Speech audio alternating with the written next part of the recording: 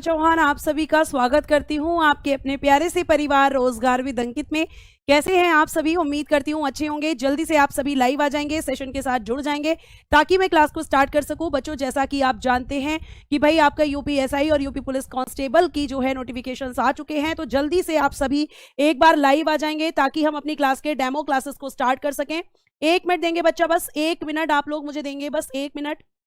ठीक है, जल्दी जल्दी आप सभी सेशन के साथ जुड़ जाएंगे। एक बार जल्दी से सारे बच्चे लाइव आ जाएंगे। वर्षा, दीपक, निशा, पुनीत, अनुराग, टारगेट, संजना, पारुल, शुभम, मुस्कान, सभी को मेरी तरफ से गुड इवनिंग, नमस्ते, राधे राधे, राम राम, सत श्री अकाल। प्यारे प्यारे बच्चों, कैसे हैं आप सभी? तो आपकी हिस्ट्री का समाधान करने के लिए मैं पारुल चौहान आप सभी का अगेन एक बार फिर से स्वागत करती हूं आपके अपने प्यारे से परिवार रोजगार विद अंकित में। प्यारे बच्चों, हम हिस्ट्री के वो टॉपिक्स को देखेंगे जहां से आपके क्वेश्चन पूछे गए हैं और साथ साथ एक्सपेक्टेड क्वेश्चंस भी मैं आपके साथ डिस्कस करने वाली हूं।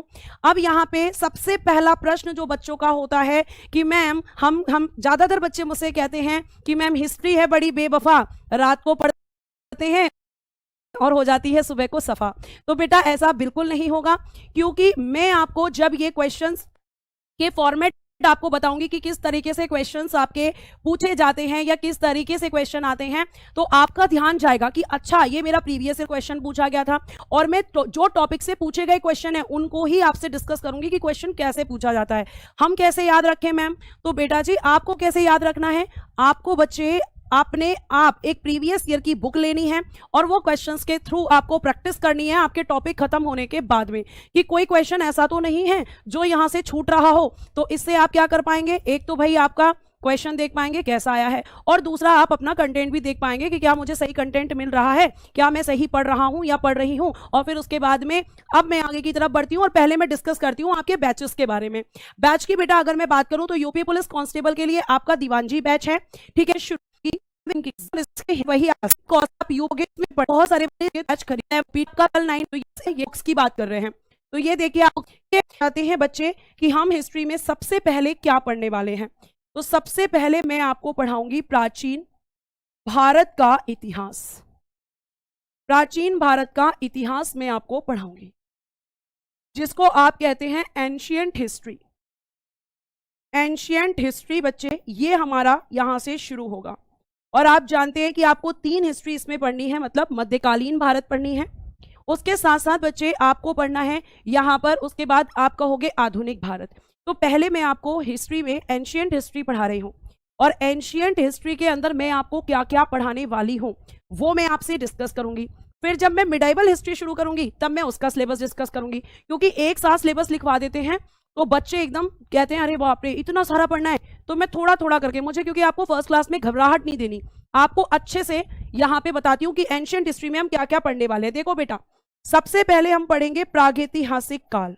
ध्यान से सुन लीजिएगा, प्रागैतिहासिक काल यानी प्री हिस्टोरिक पीरियड। हम सबसे पहले क्या पढ़ने वाले हैं? प्रागैतिहासिक काल यानी pre historic period. Pre historic period ये हम बच्चा पढ़ने वाले हैं। उसके बाद में अगर मैं आपसे बात करती हूं तो प्रागैतिहासिक काल के बाद हम क्या पढ़ने वाले हैं? और मैम हम पढ़ने वाले हैं यहां पर सिंधु घाटी सभ्यता, इंडस वैली सिविलाइजेशन। सिंधु घाटी सभ्यता, इंडस वैली सिविलाइजेशन।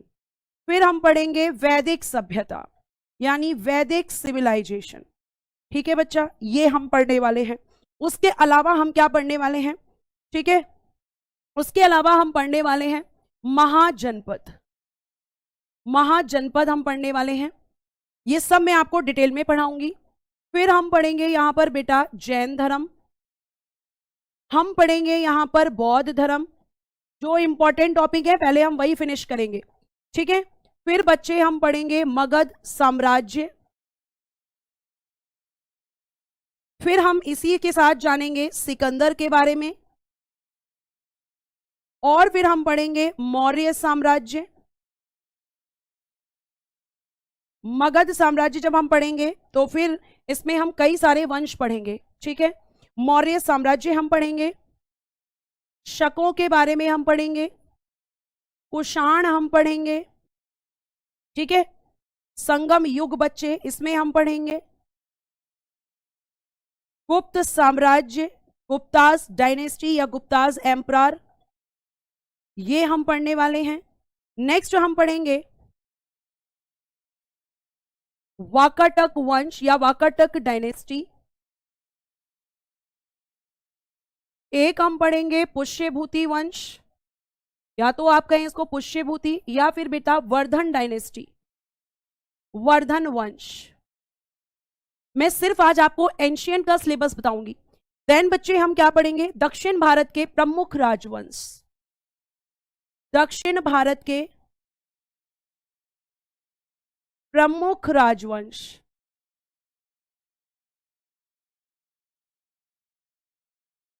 ये आपका रहेगा यहां पर सिलेबस। ठीक बच्चे, तो ये सिलेबस जो है वो मैं आपको पीडीएफ के फॉर्म में एक साथ पूरा सिलेबस दे दूंगी तीनों हिस्ट्री का। अभी मैंने आपसे डिस्कस किया है केवल एंशियंट हिस्ट्री के लिए।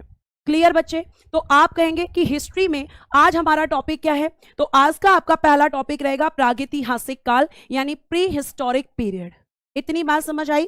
चलिए अब मैं स्टार्ट करती हूं क्लास को और एक हेडिंग देती हूं, प्रागैतिहासिक काल। प्रागैतिहासिक काल, प्री हिस्टोरिक पीरियड। बेटा बीच बीच में आपका रिस्पॉन्स भी लूंगी मैं, तो आप सब यहां पे बोर्ड पे फोकस करेंगे। ठीक है, बोर्ड पे फोकस करेंगे, कोई भी इधर उधर की बातें नहीं करेगा, क्योंकि बातें करने के लिए पूरी जिंदगी पड़ी है, लेकिन सिलेक्शन के लिए क्या होता है, कुछ ही समय हमारे पास होता है, और किसी भी बच्चे के फालतू कमेंट पर आपको ध्यान नहीं देना है। ठीक है, अब देखिए सबसे पहले आप मुझे बताइए कि किसको कहा जाता है father of history. Father of history बच्चा आप किसको कहते हैं, यानी इतिहास का जनक।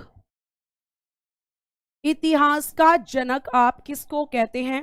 नेक्स्ट, फिर जो आपके फादर ऑफ हिस्ट्री हैं उनकी बुक यानी पुस्तक कौन सी है, और बच्चे वो कहां के निवासी यानी उनका रेजिडेंस कहां का था।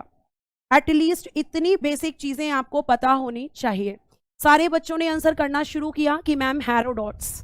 कौन थे बच्चा, तो आपने मुझे बोला कि मैम हेरोडोट्स थे, जो बिल्कुल सही उत्तर है। इनकी बुक या पुस्तक हिस्टोरिका थी, हिस्टोरिका। ठीक है, हिस्टोरिका, वेरी गुड। और ये कहां के निवासी थे, तो बिल्कुल सही है, यूनान। ठीक है, यूनान। क्लियर है यहां तक? तो ये एक बेसिक क्वेश्चन है। अब मैं आपसे बोलूं कि आपका, अगर मैं बोलूं कहूं कि भैया एक होता है इतिहास का वर्गीकरण यानी classification of history, classification of history, इतिहास का वर्गीकरण। तो इतिहास का वर्गीकरण जब आप करते हैं बच्चों, तो कैसे कैसे करते हैं, कितने पार्ट्स में डिवाइड करते हैं। तो मैम जब हम क्लासिफिकेशन करते हैं तो एक होता है प्रागैतिहासिक काल, प्रागैतिहासिक काल जिसे आप बोलते हैं प्री हिस्टोरिक पीरियड। ठीक है, एक तो आपका ये होता है। और प्रागैतिहासिक काल की जब हम बात करते हैं तो बच्चे यहां पर रिटन एविडेंस यानी कि लिखित साक्ष्य, रिटन एविडेंस, लिखित साक्ष्य कहेंगे आप नहीं मिले, नहीं मिले। यहां कोई रिटन एविडेंस आपको नहीं दिखता। ठीक है, और इसका अगर आप मुझसे कहेंगे कि एग्जाम्पल क्या हो सकता है प्री हिस्टोरिक पीरियड का, तो बेटा पाषाण काल, स्टोन एज कहते हैं इसको। इसका एग्जाम्पल क्या होगा बेटा, एग्जाम्पल होगा पाषाण काल यानी कि स्टोन एज, इसका एग्जाम्पल है। और इस प्रागैतिहासिक काल का क्लासिफिकेशन 3 पार्ट्स में किया गया है। तो आप पहले इतना लिख लें ताकि मैं आगे आपको बताऊं कि भाई क्लासिफिकेशन ऑफ हिस्ट्री में जो आपका प्री हिस्टोरिक पीरियड है आपका, एक तो ये है, उसके बाद में आपका सेकंड आता है प्रोटो हिस्टोरिक पीरियड, उसमें क्या आता है, और एक होता है आपका हिस्टोरिक पीरियड, उसमें क्या आता है। फिर मैं आपका प्रागैतिहासिक काल को डिवाइड करूंगी। ठीक है, इतनी बात बेटा बहुत बेसिक थी कि क्लासिफिकेशन ऑफ हिस्ट्री में पहले क्या आता है। ठीक है, इतनी बात समझ में आ गई। मैम हिंदी में बोलो, बेटा हिंदी में भी बोल रही हूँ। इंग्लिश में जो टफ वर्ड्स हैं उनको मैं इंग्लिश में लिखना मुझे पड़ेगा, क्योंकि यहाँ इंग्लिश मीडियम का भी बच्चा बैठा है।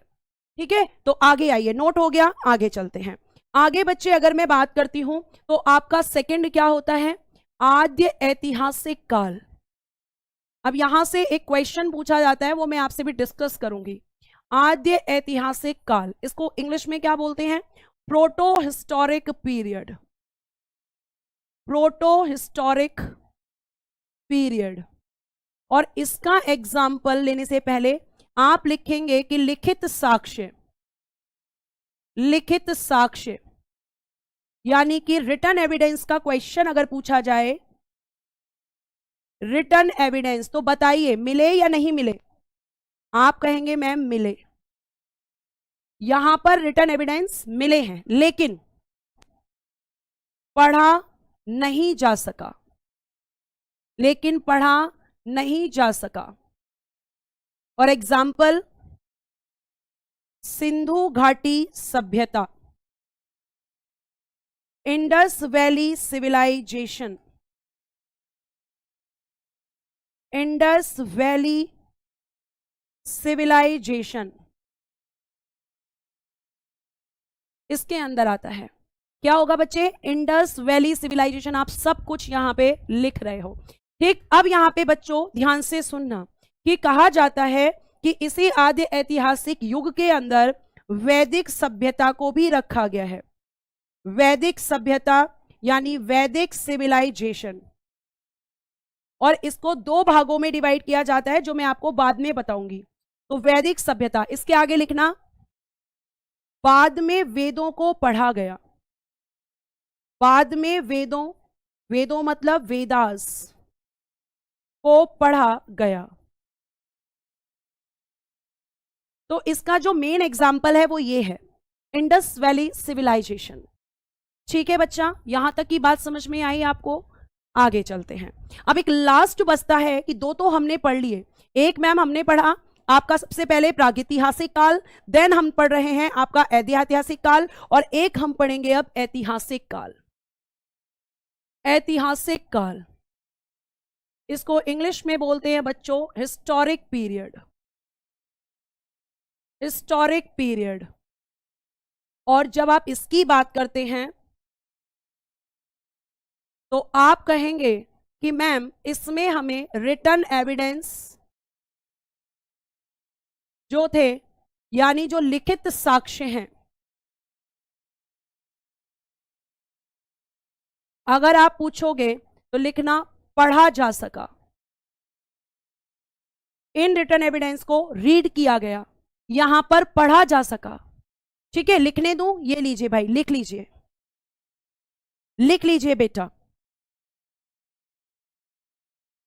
ठीक है, इतना लिखिए। फिर मैं एक बार और आपको बताती हूं कि सबसे पहले हमने क्लासिफिकेशन ऑफ हिस्ट्री को पढ़ा है, जिसमें आपका एक होता है प्रागैतिहासिक काल, जिसमें आपके रिटन एविडेंस तो मिले, ठीक, सॉरी रिटन एविडेंस मिले ही नहीं, क्योंकि ये एक स्टोन एज था, मतलब पत्थरों का युग था। यहाँ पे पत्थरों का बहुत बड़े स्तर पर प्रयोग हुआ, पत्थरों के ही औजार बनते थे, पत्थरों के ही यहाँ पे यूज किए गए, पत्थरों के ही हथियार आप जिसको कहते हैं वो यहाँ पर बने। उसके बाद बच्चा आपका आता है आद्य ऐतिहासिक काल, जो दूसरा इसका आपका टाइप है या क्लासिफिकेशन में सेकेंड टाइप है। और आपका इसमें क्या किया गया कि इसमें रिटन एविडेंस तो मिले, इसमें रिटन एविडेंस तो मिले, लेकिन इन्हें पढ़ा नहीं जा सका। क्यों नहीं पढ़ा गया? क्योंकि ये जो रिटन एविडेंस थे ना बच्चा, ये कुछ इस तरीके के, मान लीजिए कि कोई हमें कोई भी एक वस्तु मिली, इसमें कुछ ऐसा बना था, फिर एक हमें इस तरह की एक शेप की, उसमें कुछ ऐसा था, फिर हमें कुछ ऐसा फिर से मिला, उसमें कुछ ऐसा था। तो ये जो लिपि थी, जो स्क्रिप्ट थी, वो पढ़ने वाली नहीं थी, क्योंकि यहां पर समझ में ही नहीं आ रहा था कि एक्चुअली में क्या लिखने की कोशिश की गई है। तो इसीलिए एविडेंस तो मिले, बट उसकी स्क्रिप्ट, उसकी जो लिपि थी, जो लिखने की स्क्रिप्ट क्या होती है, लिखने का तरीका, तो वो हमें पता ही नहीं चला, वो हम समझ ही नहीं पाए, इसलिए यहां पर पढ़ा नहीं जा सका। जिसका एग्जाम्पल मैंने आपको दिया, इंडस वैली सिविलाइजेशन, यानी सिंधु घाटी सभ्यता, एक ऐसी सभ्यता जिसमें बहुत सारी चीजें मिली और इसमें बहुत कुछ लिखा गया था, लेकिन फिर भी हम पढ़ नहीं पाए क्योंकि यहाँ की स्क्रिप्ट क्लियर नहीं थी, किसी को समझ में ही नहीं आ रही थी, इसलिए। और फिर लास्ट आपका है ऐतिहासिक काल, जिसमें रिटन एविडेंस के साथ साथ उन्हें पढ़ा भी गया, और इसमें आप कह सकते हो कि हमें काफी साक्ष्य मिले। ठीक है, ये मैं आपको सब बता दूं। तो यहाँ पे हमें कौन कौन से साक्ष्य मिले, इसमें प्यारे बच्चे हमारे पास पुरातात्विक साक्ष्य भी थे और साहित्यिक साक्ष्य भी थे। पुरातात्विक साहित्य साक्ष्य और बेटा साहित्यिक, यानी कि आपके ये दोनों तरह के एविडेंस हमें यहां पर दिखे हैं। इनको डिटेल में मैं तब पढ़ा पाऊंगी जब मैं आगे पढ़ूंगी। जैसे अभी बहुत सारे बच्चे कह रहे हैं कि आखिर ये प्रागैतिहासिक काल क्या है, आखिर ये कैसा काल था, इसमें ये सब मुझे बताओ मैम कि क्या यूज हुआ था। ठीक है, एक बार और सुन लीजिए। आपके काफ़ी सारे कमेंट्स में बहुत देर से पढ़ रही हूँ, मैम थोड़ा फास्ट पढ़ाओ, मैम थोड़ा जल्दी पढ़ाओ, मैम नवीन सर को बुलाओ। अब मेरी बात सुनिए बच्चे, पहला पॉइंट, थोड़ा फास्ट पढ़ाओ या स्लो पढ़ाओ, स्पीड एकदम मेंटेन करके रखी जाती है, क्योंकि आपके साथ आपको उन बच्चों के बारे में भी सोचना होगा जो पहली बार क्लासेस ले रहे हैं। अगर मैं फास्ट पढ़ाऊंगी तो उन बच्चों के लिए तो रिवीजन होगा जो पहले से पढ़ रहे हैं, लेकिन जो बच्चा पहली बार है, जो फ्रेशर है, उसके बारे में भी थोड़ा सोचो। अब नवीन सर को बुलाइए। तो बेटा नवीन सर ने ही मुझे ये जिम्मेदारी दी है कि मैम आप इस बैच में हिस्ट्री पढ़ाएंगी, तो जब नवीन सर पे आपको इतना भरोसा है तो उनके डिसीजन पर भी भरोसा कर लीजिए। अगर आपके क्वेश्चन नहीं बनेंगे तो आप मुझसे शिकायत करिए कि मैम आपका कंटेंट अच्छा नहीं है, मेरा क्वेश्चन नहीं बन रहा, तो मैं आपके सामने हूं। और अगर ऐसी हरकतें आप करोगे तो बेटा अपने समय की बर्बादी करोगे, जो मैं बिल्कुल नहीं चाहती। क्योंकि मैं आज आपको एक बहुत अच्छी बात बताती हूं कि आपकी मेहनत जो आज आप कर रहे हो, आप रात को जग रहे हो, कोई आपसे नहीं पूछ रहा कि भाई तुम जग रहे हो। आप एग्जाम देने जाते हो, ट्रेन में लटक के जाते हो या ट्रेन में बैठ के जाते हो, कोई नहीं पूछता। आप अपना स्ट्रगल जब कर रहे होते हो प्लेटफॉर्म से, जब आप पेपर देने के लिए उतरते हो, तो आपको ऑटो मिलेगा या नहीं मिलेगा आपसे कोई नहीं पूछता। सिर्फ और सिर्फ आपसे क्या पूछा जाता है कि क्या कामयाब हुए, क्या आपको अपनी कामयाबी मिली, और केवल कामयाबी शब्द ही आपको सुनने के लिए मिलता है। और अगर कामयाब होना चाहते हो तो केवल और केवल कंटेंट और पढ़ाई पर ध्यान दो, इधर उधर ध्यान मत दो। क्योंकि अगर तुम सफल हो गए तो बहुत अच्छी बात है, और सफल नहीं हुए तो तुम कितने भी समझदार हो, कितनी भी तुम्हारे पास नॉलेज है, अगर तुम सफल हो गए तो योग्य हो, और अगर तुम असफल हो गए तो तुम फिर योग्य नहीं हो, तुम फिर शून्य हो। यह सच्चाई है और यही रियलिटी भी है। ठीक है, अब आगे चलिए। तो अभी मैंने सिंपल सा क्लासिफिकेशन किया है, जिसको मैं एक स्लाइड पे बता देती हूं कि मैंने ये तीनों काल अलग अलग लिख दिए। तो कुछ बच्चे कंफ्यूज हो गए कि आखिर चल क्या रहा है। बेटा आपका जो इतिहास है, इस इतिहास का मैंने क्या किया है, वर्गीकरण। यानी इतिहास का क्लासिफिकेशन या वर्गीकरण कितने भागों में किया जाता है, 3, जिसमें एक होता है आपका प्रागैतिहासिक काल, जो मैंने आपको बताया, शॉर्ट में भी रिवीजन करवाऊंगी। ठीक है, एक मैंने आपको बताया आद्य ऐतिहासिक काल, आद्य ऐतिहासिक काल, और एक मैंने आपको बताया ऐतिहासिक काल। इसके अलावा तो मैंने अभी कुछ पढ़ाया ही नहीं, इसके अलावा तो मैंने अभी कुछ बोला ही नहीं, बस इतना बताया है। और इनके बारे में एक जनरल इंफॉर्मेशन दी है कि आप इनकी पहचान कैसे कर सकते हो। आप कैसे कह सकते हो कि सिंधु घाटी सभ्यता आदि ऐतिहासिक काल में आती है, आप कैसे कह सकते हो कि प्रागैतिहासिक काल एक पाषाण काल था। तो अब मैं आपको प्रागैतिहासिक काल को डिटेल में पढ़ाऊंगी, एक एक काल आपको डिटेल में पढ़ाया जाएगा। पेशेंस के साथ पढ़ोगे तो समझ में आएगा। हेडिंग दीजिएगा प्रागैतिहासिक काल, प्री हिस्टोरिक पीरियड।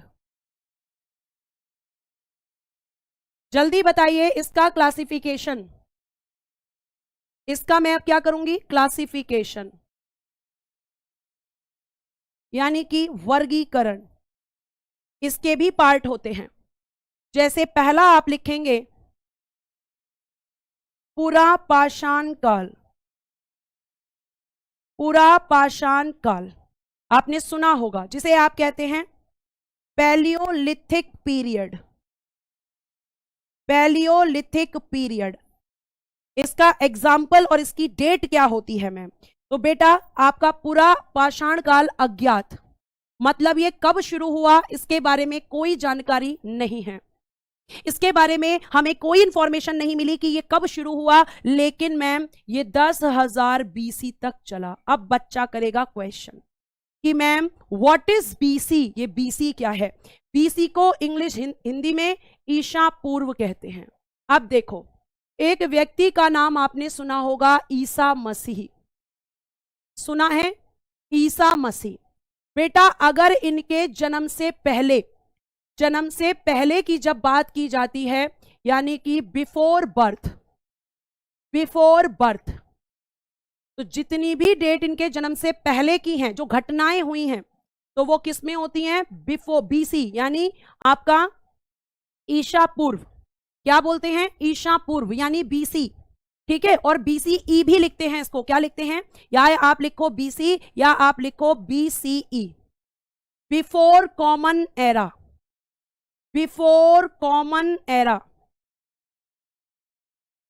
यानी ईसा मसीह से पहले की जो घटनाएं हैं उनको क्या बोलते हैं? बिफोर क्रिस्ट या बिफोर कॉमन एरा।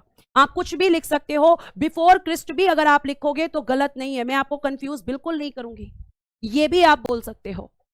ठीक है बच्चे, और अगर मैं आपसे बात करती हूं तो ईसा मसीह के जन्म के बाद की जब हम बात करते हैं, यानी आफ्टर बर्थ, तो उसके लिए क्या लगाते हैं? उसके लिए लगाते हैं एडी, जिसे आप कहते हैं इंग्लिश में एडी और हिंदी में ईस्वी।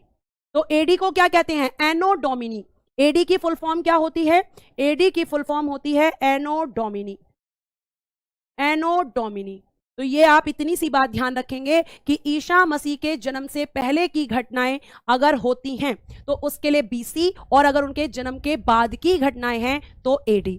और एक और चीज ध्यान रखना कि जो बीसी है वो हमेशा डिक्रीज होगा, मतलब उसमें कमी होगी, और जब हम एडी बढ़ेंगे तो डेट आगे बढ़ेगी। जैसे एडी में अगर मैं आपसे बोलूं कि यहां पर 1857, फिर आपका 1858, फिर आपका 1905, तो ये सब क्या हो रहा है मैम? ये सारी डेट्स बढ़ रही हैं, ये आपकी बढ़ रही हैं, और यहां पे आप क्या कहेंगे कि एनो डोमिनी है। और अगर मैं बात करूं कि जब डेट घटती है, जैसे जन्म हुआ 400 आपका 563 बीसी, ठीक है, पहले मैंने लिखा 563, फिर मैंने लिखा 483, तो इसमें क्या हुआ? ये घट रहा है, मतलब आपका जब बढ़ते हुए से घटता है तो वहां पर क्या यूज होता है? बीसी। जब कम होगा तो बीसी। ठीक है, उल्टा चलता है बेटा। और एडी में क्या होता है? आपका इंक्रीज होता है। इतनी बात समझ में आ गई बेटा? इतनी बात समझ में आ गई? ठीक है, तो ये आपका किसको ईशा पूर्व कहेंगे? तो मैम ईशा मसीह के जन्म से पहले की घटना, यानी जब ईसा मसीह का जन्म नहीं हुआ था उससे 10,000 साल पहले की हम बात कर रहे हैं, जब ये पूरा पाषाण काल आया था। और जब पूरा पाषाण काल आया तो आखिर इसमें मनुष्य कैसा था? क्या मनुष्य ऐसे ही कपड़े पहनता था? क्या मनुष्य ऐसा ही खाना खाता था? क्या मनुष्य घरों में रहता था? क्या उसके पास में उस समय पर भी पिज्जा और बर्गर हुआ करते थे? क्या ऐसा होता था? मतलब पहले का मनुष्य कैसा था? भैया पहले का मनुष्य के बारे में हम बात कर लेते हैं कि आपका पूरा पाषाण काल में पिज्जा बर्गर मिलता था या नहीं मिलता था? उसके पास घर था या नहीं था? वो आज की तरह कोट पैंट पहनता था या नहीं पहनता था? तो बेटा यहां पे देखो, जब आप पूरा पाषाण काल की बात करोगे तो बेटा मनुष्य बिल्कुल भी उसके पास घर नहीं था, वो कच्चा मांस खाता था। क्या खाता था? कच्चा मांस। उसको पता ही नहीं था कि खाने में क्या खाया जाता है। कपड़ों की जगह वो पत्ते पहन लेता था, क्या पता वो भी ना पहनता हो उससे पहले। ठीक है, जो उसको दिख जाता था उसको खा लेता था, कच्चा ही खा लेता था। क्यों? क्योंकि उसके पास में उस समय पर वो चीजें डेवलप नहीं हुई थी उस समय जो आज हो गई हैं। तो पहले का मनुष्य कैसा था? मैं आपको थोड़ा सा लिखवाती हूं कि पहले का जो मनुष्य था, और इस युग को क्या कहते हो बच्चों आप? इस युग को कहते हैं पत्थरों का युग। इस युग को क्या कहते हैं? पत्थरों का युग, एज ऑफ स्टोन। आपका पूरा पाषाण, क्योंकि पत्थरों का पूरा यूज होगा। इस समय पर क्या था? तो आप कहोगे कि मैम इस तरफ इस समय पर जीवन अस्थिर था, मतलब मनुष्य इधर से उधर घूमता रहता था। Life was unstable, life was unstable, कुछ पता नहीं चलता था। आज भैया यहां पर है तो कल वहां पर है, जहां उसको जो चीजें दिखती थी उसको खाने के लिए वो भागने लगता था। उसका कोई परमानेंट घर नहीं था, खाना बदोश था, जीवन अस्थिर था, कोई पर्टिकुलर उसका घर नहीं था। किस काल में? पूरा पाषाण काल में। ठीक है, उसके अलावा अगर मैं बात करूं तो मैंने बोला कि खाना बदोश थे, खाना बदोश थे, वर नोमड्स, ये हुआ करता था। इसी काल में अगर हम बात करें तो कच्चा मांस खाता था। ठीक है, मैं नेक्स्ट लिखवाऊंगी, पहले आप इतना लिखें। सारा बताऊंगी कि इस एज में क्या क्या था, और लास्ट में तुमसे क्वेश्चन भी पूछूंगी जिससे तुम्हें यह समझ आएगा कि आखिर आज तुमने कितना पढ़ा है।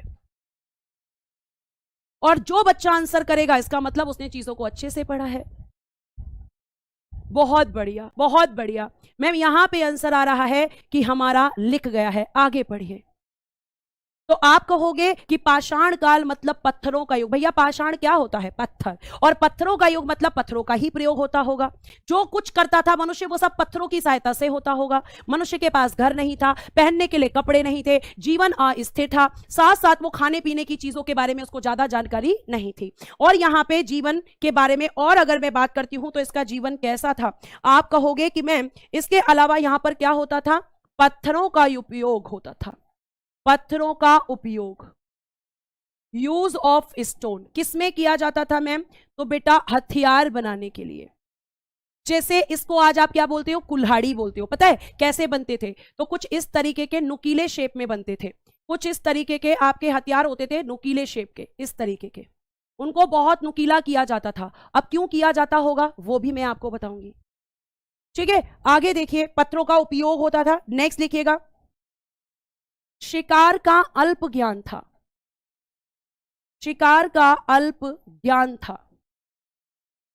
Little knowledge of hunting. Little knowledge of hunting.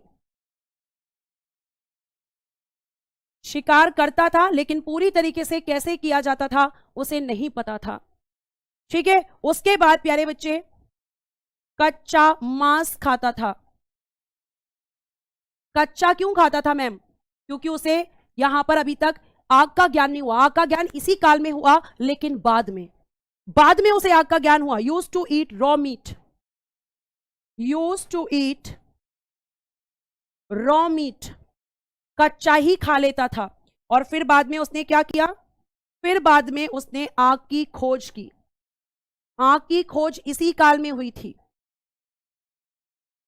आग की खोज इसी काल में हुई। Discover of fire. अब मैं आपको समझाती हूं कैसे। Discover of fire. अब सुनिए जरा ध्यान से। आपको मैंने बोला कि स्टोन एज थे, मतलब छोटे छोटे पत्थर थे।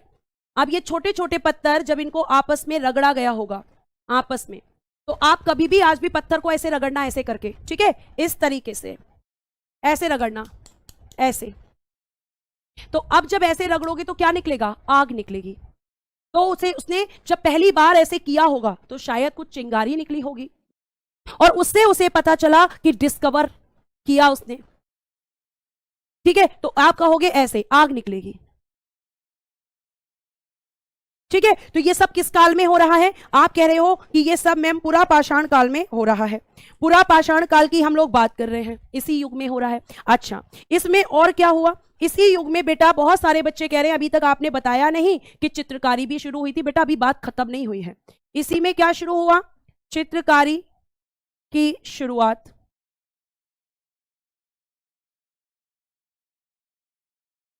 चित्रकारी की शुरुआत हुई थी। Started paintings. Started paintings. Started paintings. और ये पेंटिंग्स किस पर होती थी? क्या आज की तरह होती थी?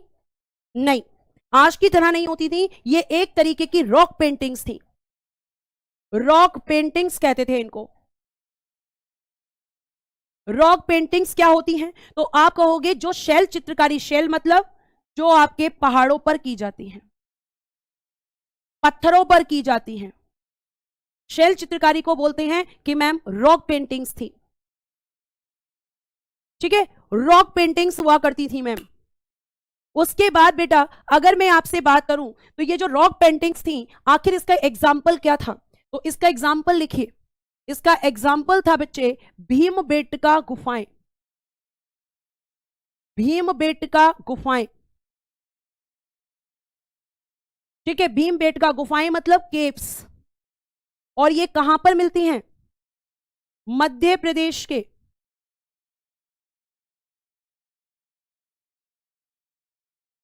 रायसेन जिले में। जिला मतलब डिस्ट्रिक्ट।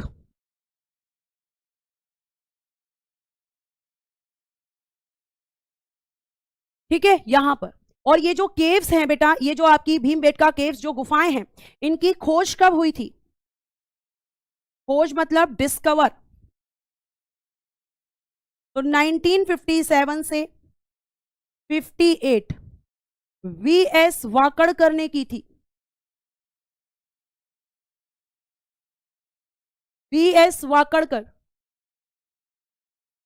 ठीक है, अब यहां पे बहुत सारे बच्चे मुझे साथ साथ आंसर भी दे रहे हैं।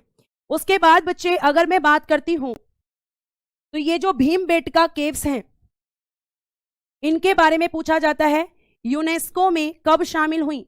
यूनेस्को में 2003 में शामिल। ये क्वेश्चन बच्चे यहां से बनते हैं। और ये आपका पूरा पूरा पूरा पाषाण काल था। पूरा पूरा एक ऐसा काल जहां पर पत्थरों का प्रयोग हो रहा है। कितनी बात समझ में आ रही है? चित्रकारी के साक्ष्य कहां मिले हैं बेटा? आपको बताया पूरा पाषाण काल में। आपके पैलियोलिथिक पीरियड के अंदर ही आपकी शुरू हो गई थी रॉक पेंटिंग्स की शुरुआत हो गई थी। इसी समय पर आग की खोज हो गई थी। इसी समय पर मनुष्य का जीवन अस्थिर था। मनुष्य को हंटिंग का फुल नॉलेज नहीं था कि भाई हंटिंग पर्टिकुलर कैसे की जाती है। और इन पेंटिंग्स के अंदर जो कलर यूज होते थे वो ज्यादातर रेड और ग्रीन कलर का यूज होता था। ठीक है, तो ये आप ध्यान रखेंगे ये सब किस समय पर हो रहा है। और बच्चे ये जो आपकी भीमबेटका केव्स हैं, इनको क्या कहा जाता है? इनको बेटा इसके अलावा कहा जाता है महाभारत कालीन गुफाएं। ये भी इन्हीं के लिए यूज होता है। गुफाएं मतलब केव्स, ये नाम भी इन्हीं का है।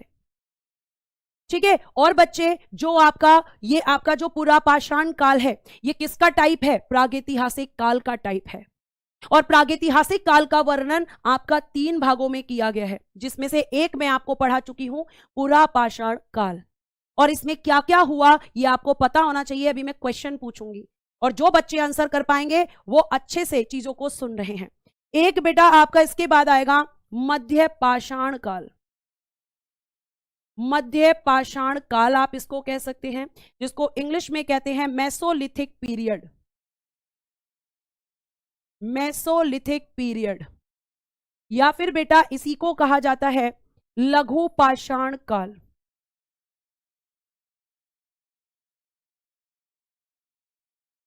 और आपका इसमें क्या हुआ था? तो ये जो मेसोलिथिक पीरियड है या जो लघु पाषाण काल है, इस काल में क्या हुआ? इस काल में, काल मतलब एज, छोटे छोटे स्मॉल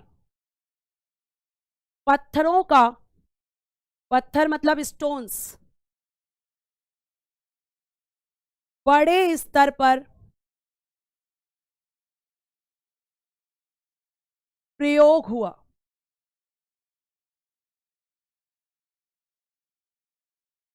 बड़े स्तर पर प्रयोग हुआ। ठीक है, और ये जो छोटे छोटे पत्थर थे इनको क्या कहते थे? ये क्वेश्चन पूछा जाता है। बहुत छोटे छोटे पत्थर थे बेटा।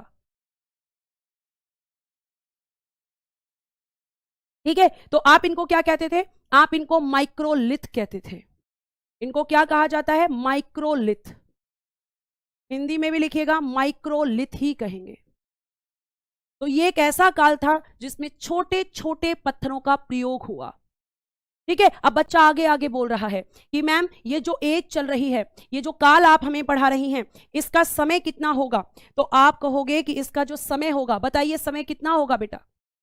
समय बताइए जल्दी से, इसका समय कितना होगा? मैं आप लोगों से पूछ रही हूं, इस युग का समय बताइए। चलिए कुछ क्वेश्चन आपसे भी कर लेते हैं।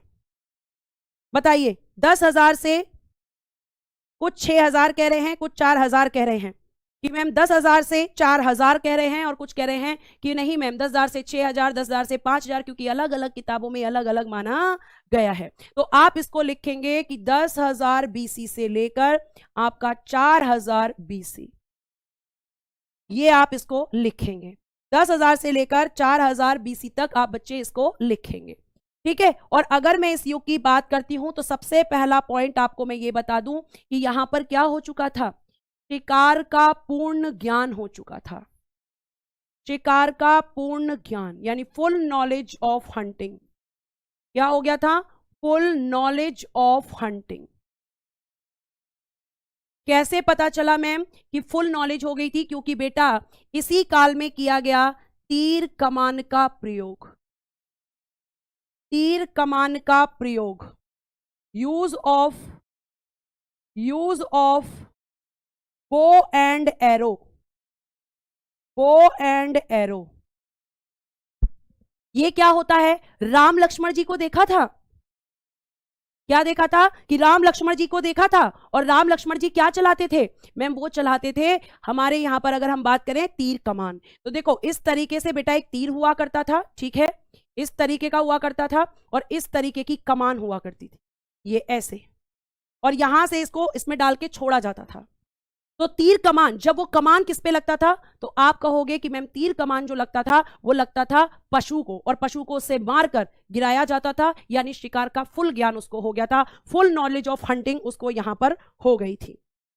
ठीक है, फिर आपको मैं बता दूं कि यही वो काल है जहां पर शुरुआत हुई थी पशुपालन की। पशुपालन यानी एनिमल हस्बेंड्री।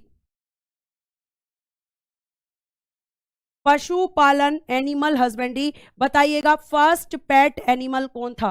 प्रथम पालतू पशु आपका कौन था? और इसका जो साक्ष्य मिलता है यानी एविडेंस कहां से मिला कि इसी काल में आपका पशु जो है पालना शुरू हुआ था? बहुत बढ़िया मैम, आंसर आ रहा है डॉग। डॉग आंसर आ रहा है।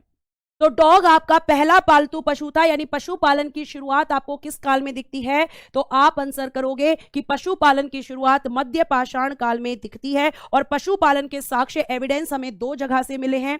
एक जगह का नाम है आदमगढ़, जो कहां पर पड़ता है? मध्य प्रदेश में।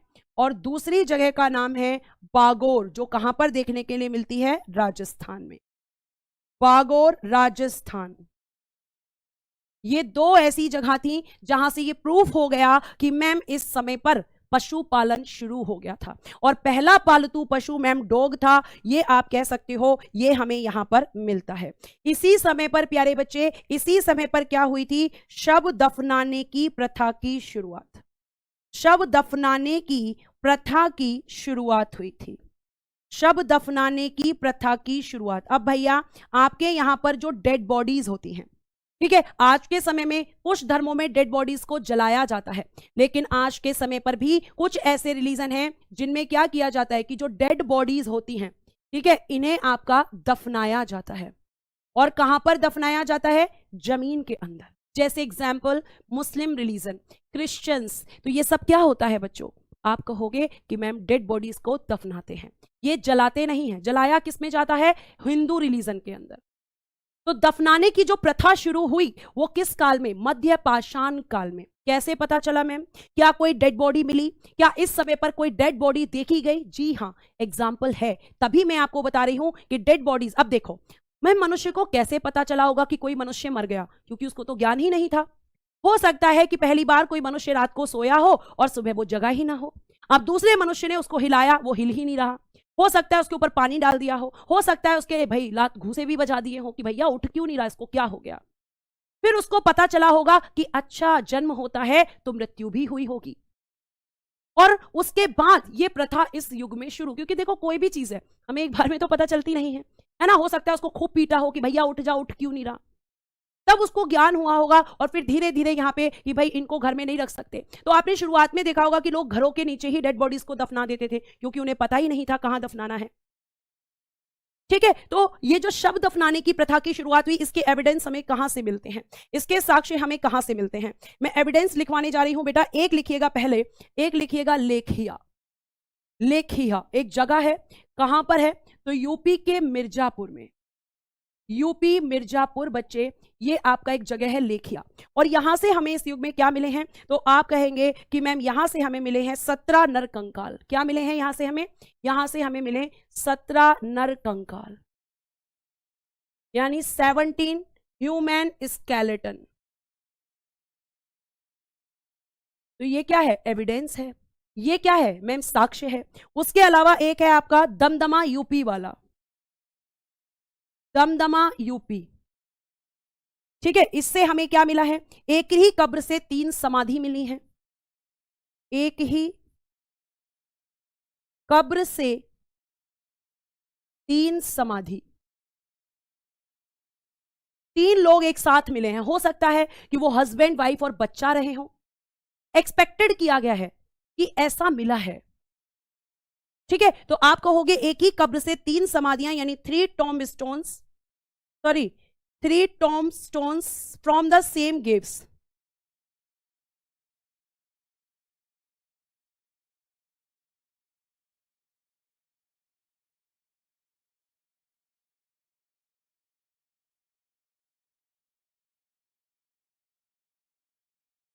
ये मिला है, ये भी साक्ष्य है।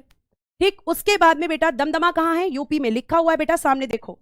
फिर एक है आपका महदह, ये भी आपका यूपी में। यहां से क्या मिला है? युगल समाधि, मतलब कपल टॉम मिला है, युगल समाधि।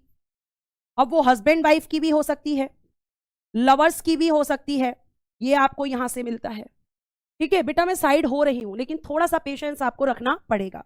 उसके अलावा बेटा एक जगह है आपकी लंगनाज,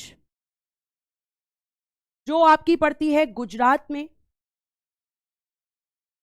यहां से क्या मिला है? पशुओं की हड्डियों के साक्ष्य, पशुओं की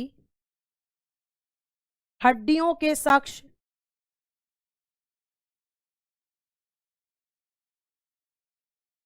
एविडेंस ऑफ एनिमल बोन्स,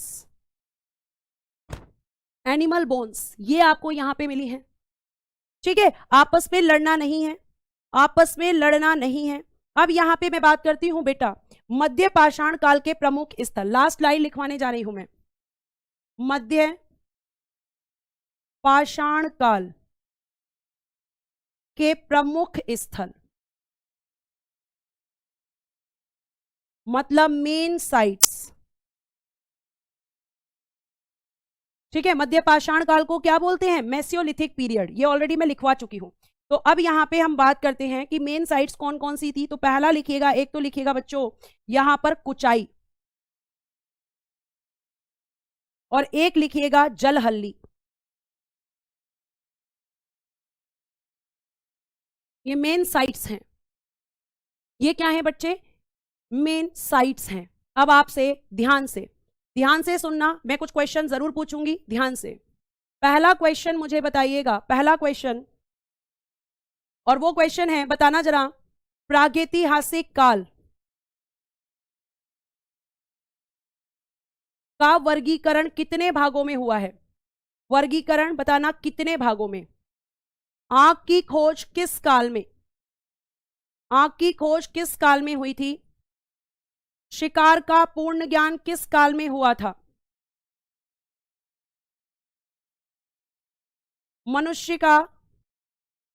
मनुष्य का जीवन अस्थिर कब था, किस काल में था? और लास्ट, भीमबेटका गुफाओं की खोज कब हुई थी?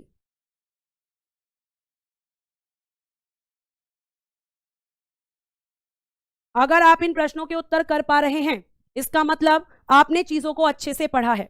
इसका मतलब यह है बेटा कि आपने चीजों को अच्छे से पढ़ा है। ठीक है, इसका मतलब यह है। इतनी बात समझ में आ गई? मैम प्रागैतिहासिक काल 3 भागों में, बहुत बढ़िया। वर्गीकरण 3 था। आंख की खोज पुरा पाषाण काल में, पुरा पाषाण काल, और शिकार का पूर्ण ज्ञान मध्य पाषाण काल, और बच्चे पूरा आपके ये मनुष्य का जीवन अस्थिर पुरा पाषाण, भीमबेटका गुफाओं की खोज 1957 से 58। मुझे बताना, आपका होमवर्क का क्वेश्चन है, भीमबेटका गुफाएं कहां पर स्थित हैं? ये होमवर्क का क्वेश्चन है, और आज हम अपनी क्लास को यही विराम देंगे। बेटा मुझे कमेंट बॉक्स में जरूर बताना कि आपको क्लास कैसी लगी, और आपका कोई सजेशन है, आपकी कोई सलाह है, तो वो भी मुझे जरूर दे देना, वो भी मुझे जरूर दे देना। अगर आपकी कोई सलाह है तो वो मैं जरूर उस पर काम करूंगी, तो आप मुझे वो सलाह जरूर दे दीजिएगा। एक बार और देख लीजिए जरा, लास्ट में जाते जाते मैं आपको बता देती हूं कि बेटा आपका दीवानजी बैच और इसका टाइम टेबल है ये, और उसके अलावा आपका दीवान बैच की आपकी फीस है, ये आपका खरीदने का पूरा प्रोसेस है। विनायक 2.0 यूपीएसआई के लिए है। और बच्चे इसका खरीदने का, और एक देख लीजिएगा जो आपका बुक का ऑफर है, जो बुक का ऑफर है वो आपका 10 अप्रैल को आपकी सेल चलेगी बुक्स के ऊपर। तो इनको बच्चे आप देख लीजिएगा, ठीक है। चलिए फिर हम आगे की तरफ जो है कल बढ़ेंगे। आज हम अपनी क्लास को यही विराम देते हैं। आई होप आपको क्लास अच्छी लगी होगी। एक कॉमेंट जरूर कर दीजिएगा।